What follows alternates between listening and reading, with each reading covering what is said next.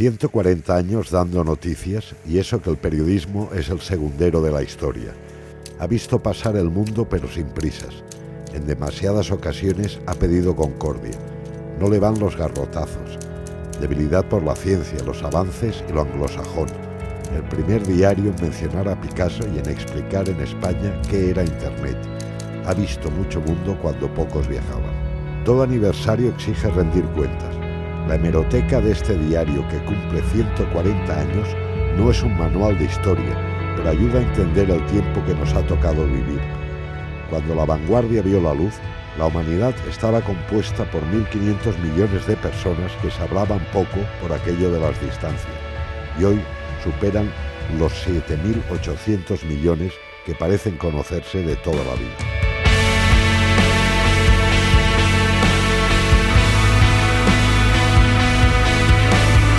Nacen como órgano periodístico del Partido Liberal. Sí, defensor de la causa de Mateo Sagasta, un año después de que fundase el Partido Liberal.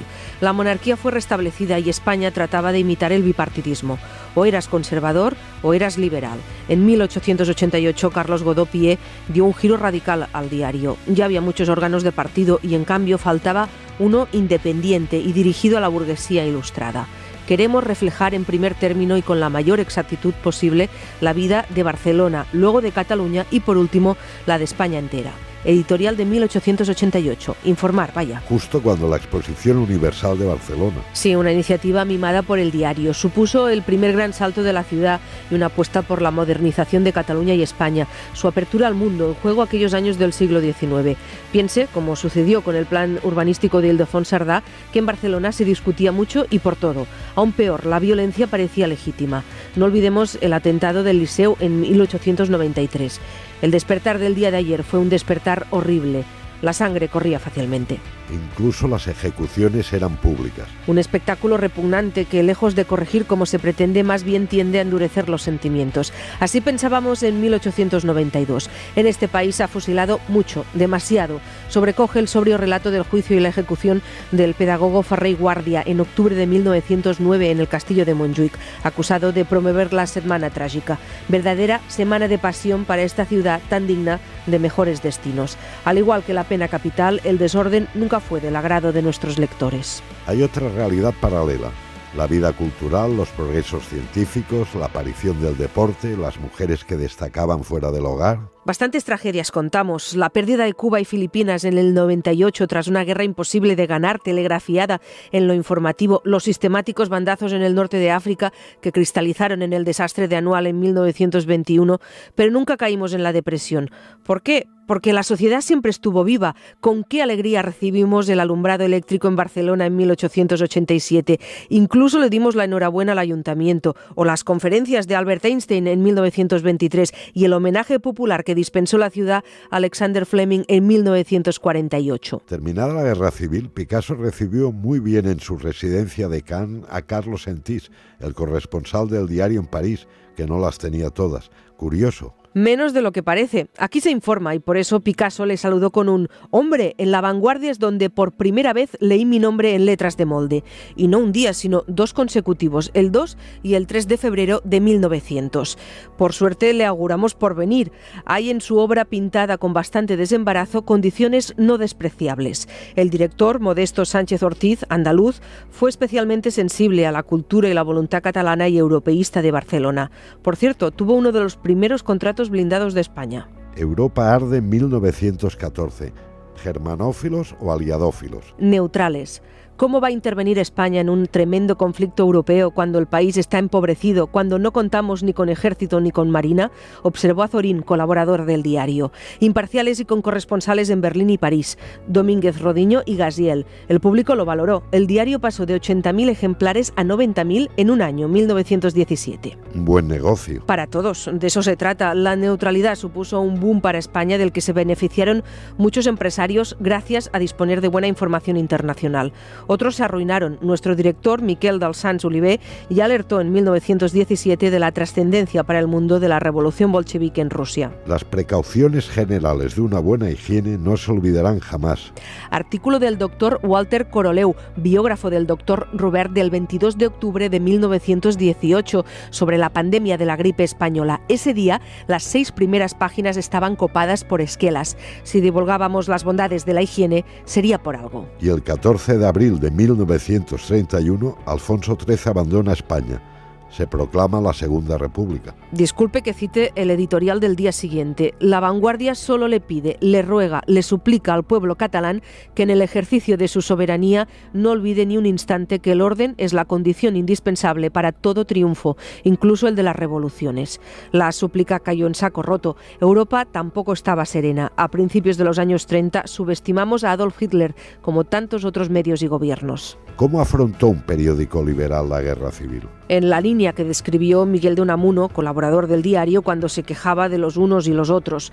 El diario fue confiscado por la Generalitat. El editor, Carlos Godó primero, y el director, Gaziel, después, tuvieron que irse del país. Siguió publicándose al servicio de la causa republicana. Estalla en 1939 la Segunda Guerra Mundial. España simpatiza con Berlín, el diario con los aliados. Una coyuntura delicada. La censura imponía una versión progermana cada vez más alejada de los hechos. La propiedad era aliadófila por razones familiares y por el convencimiento de que representaba el progreso y la libertad. De nuevo, la apuesta por los corresponsales queda justificada. Augusto Asía, hombre bien relacionado, pudo desde Londres dar una visión más objetiva y optimista para los anglófilos españoles en lo que describió como horas oscuras de la civilización europea. Crónicas amenas que sortearon la censura y desmentían que todo estuviese decidido en favor del eje. Así, tras la evacuación de Dunkerque en 1940, Asía observó que el inglés, cuyo genio consiste en la improvisación y cuyo carácter solo revela todas sus virtudes en la adversidad, se ha superado a sí mismo. España entra en lo que un cursi llamaría el largo túnel de la dictadura. Como dijo con ironía nuestro Jaime Arias, 40 años dan para mucho. En los 20 primeros, por cierto, el director vino impuesto por el régimen, al igual que la exigencia de adjetivar la cabecera, pase a ser La Vanguardia española, y se llamaba Luis de Galinsoga. Le gustaba mucho vivir en Madrid más que en Barcelona, acaso porque quería ser ministro. Insultó a los catalanes por la lengua y finalmente pudo ser relevado con la aquiescencia de Franco, aunque la propiedad tuvo que tapiar su despacho y alegar unas obras para que aceptase la destitución. La anécdota ilustra los tiempos. Años de contradicciones. La vida seguía y había que defender la modernización. Que la SEAT fabricase automóviles en Barcelona desde 1953 aliviaba la miseria. Una noticia para celebrar.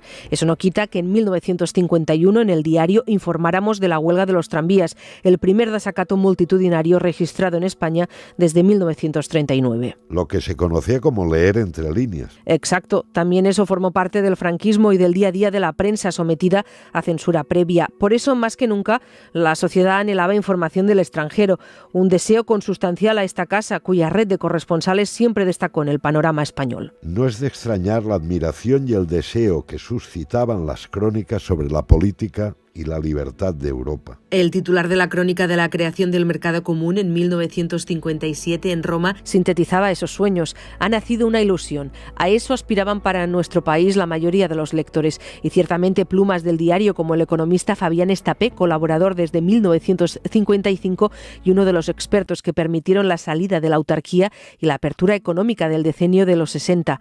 Ese europeísmo impregnaba la sociedad catalana y este diario. Han mimado mucho a la burguesía catalana.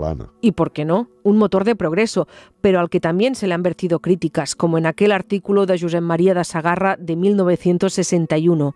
Una más gorda y brillante burguesía actual tiende cada vez más a lo impersonal y a lo gregario, como se puede ver en las colosales cenas de los premios literarios en las que cada vez cuenta menos la literatura y cada vez cuenta más el borreguismo distinguido. Franco muere el 20 de noviembre de 1975. Muchos dudaban que el país pudiera dotar tratarse de una democracia. Un ancho caudal de esperanzas, escribió José María de Areilza el 23 de noviembre de 1975, en el que ya advertía: ¿cuántos cerrojos saltarán en poco tiempo? Todos remamos en la misma dirección, pedimos concordia y la hubo en forma de reconciliación y amnistía. Cataluña fue reconocida como merecía y Josep Tarradellas regresó del exilio aclamado en las calles de Barcelona. Ibáñez Escofet lo retrató en un perfil a prueba del paso del tiempo, porque lo conocía muy bien y desde años atrás, no como otros. En el exilio no fue nunca hombre de partido, sectario o excluyente. El regreso triunfal de Josep Tarradellas y el restablecimiento de la Generalitat lo interpretamos como una nueva oportunidad para Cataluña, una oportunidad que puede ser al mismo tiempo la gran ocasión de España. Desaparece de la cabecera del diario la palabra española, un 16 de agosto de 1978. Y sin aspavientos, maneras de ser de cada uno. El director Horacio Sáenz Guerrero, el primero nombrado libremente por la empresa, y Javier Godó lo acordaron en horas, con naturalidad, conforme al espíritu de la transición, de mirar al futuro, y porque al fin y al cabo se trataba de recuperar el nombre dado por sus fundadores, lo que hoy se diría pasar página. El 23F de 1981 reaparece el golpismo militar. A diferencia de tantos intentos reseñados desde 1881, esta vez los golpistas no pudieron imponer el silencio informativo, porque su entrada en las Cortes fue retransmitida. Seamos honrados, la redacción vivió momentos tensos por la incertidumbre que se disiparon gracias a un editorial modélico. Barcelona olímpica. Cristaliza la pasión de la ciudad por el deporte, tan cultivada por esta casa gracias a una conjunción excepcional, una cosecha de dirigentes internacionales. El barcelonés Juan Antonio Samaranch presidía Alcoy, el prestigio de la corona en la esfera mundial, y una generación socialista ambiciosa y desacomplejada en Barcelona, Serra y Maragall, y en Madrid, Felipe González Solana. ¿El mejor año de su vida? Diría que sí.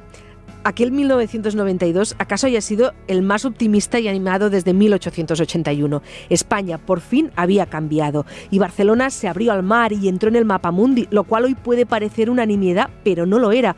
Fueron además los primeros Juegos Olímpicos tras el final de la Guerra Fría. Había tantas cosas que celebrar. El mundo también se las prometía felices tras la disolución de la URSS. Adiós al lanzamiento de cabras desde los campanarios. Costó lo suyo. Sáenz Guerrero clamaba en un artículo de junio de 1991 contra la España áspera y feroz. Siglo XX, el siglo de las mujeres. No se atribuye a la frase, así tituló la escritora Concha Alós un artículo publicado en 1965. El espíritu de la igualdad ha estado más presente de lo que muchos creen en estos 140 años.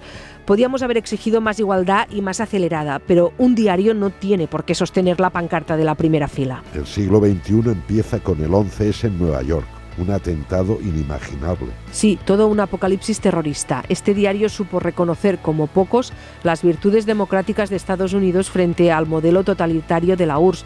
Son vínculos afectivos formados a lo largo de los años y ese rito de las elecciones presidenciales, las únicas al alcance de los españoles durante el franquismo. Trump, la crispación política en España, las fake news. Más que nunca el mundo necesita rigor informativo para frenar el populismo al que la objetividad estorba.